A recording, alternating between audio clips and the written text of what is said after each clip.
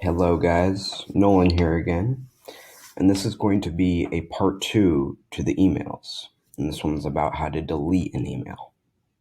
So what I'm going to do is go up to the top right here and click Gmail,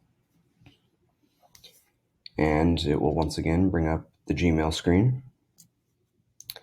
And you see here I have these emails in my inbox and say I want to delete them.